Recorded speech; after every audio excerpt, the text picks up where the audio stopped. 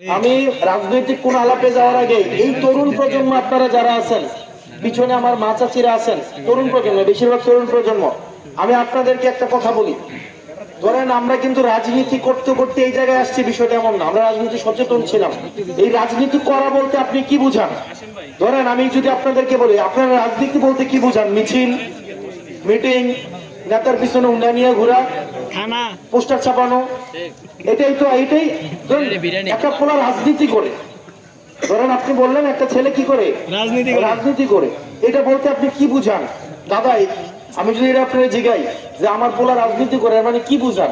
এর মানে বুঝায় আমাদের বাংলাদেশের প্রেক্ষাপটে এই মিটিং করে, এই মিছিল করে, নেতার পিছনে পিছনে ঘুরে, ফেসবুকে শুভেচ্ছা, জন্মদিনের শুভেচ্ছা, মৃত্যু দিবসের শুভেচ্ছা, নেতার বউ কোন জায়গায় ঘুরতে গেছে এটার ছবি পোস্ট করা এবং হচ্ছে পোস্টারিং করা, এটাই তো না। আমাদের দেশের রাজনীতির প্রেক্ষাপটটা কেমনই, এটা পরিবর্তন হয়ে গেছে। কিভাবে পরিবর্তন হয়েছে খেয়াল করেন। এই যে আজকে আপনি আরমানকে দেখছেন না, আরমান, এই যে আরমান কিছুক্ষণ আগে কথা বললো, ও ঢাকা বিশ্ববিদ্যালয়ের আইন বিভাগ থেকে পড়াশোনা করছে। আইন বিভাগ থেকে ঢাকা বিশ্ববিদ্যালয়ের এটার সাথে পড়াশোনা করে সে এখন একই সাথে অ্যাডভোকেট। দেখলে মনে হয় মনে না বাচ্চা পোলাপান, এর বয়সে পোলাপান এখন মোবাইল নিয়ে রাস্তার মোড়ে দাঁড়ায় থাকে, গেম খেলে। এই ছেলে একই সাথে সাথে আমাদের একটা বিচার বিভাগ সংস্কার কমিশন হয়েছে কয়েকদিন আগে। এই যে বিচার বিভাগ টেয়া দেওয়া হচ্ছে, আগে বিচার কিনা ফেলা যাইতো না। যারা নেতা তাদের পোলাপানের কোনো দোষ ছিল না, এরকম হয়েছে না? এটা যেন সংস্কার হয় এই পদ্ধতিটা, এটার একটা কমিশন বানিয়েছিল সরকার। এই কমিশনও আরমান কাজ করছে। একটা ঐক্যমত কমিশন বানাইছে না ডক্টর মোহাম্মদ ইউনূস?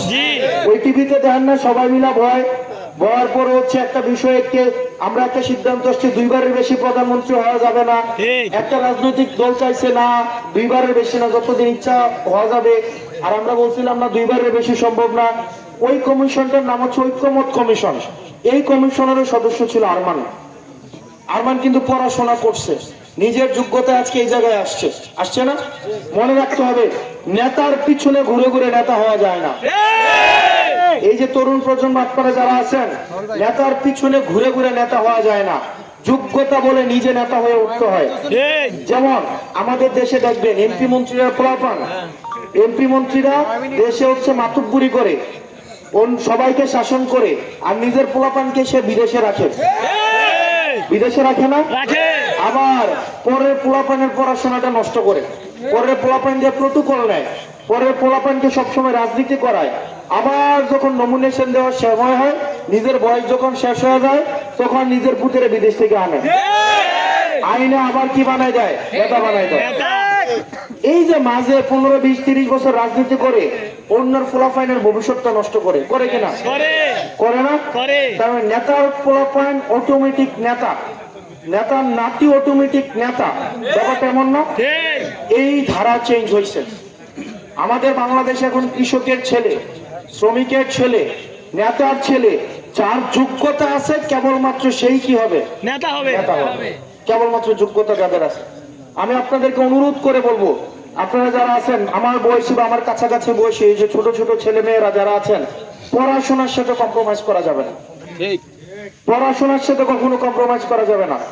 নেতার পিছনে স্লোগান দেওয়ার দরকার নাই, হুন্ডা নিয়ে পিছনে পিছনে ঘোরার দরকার নাই।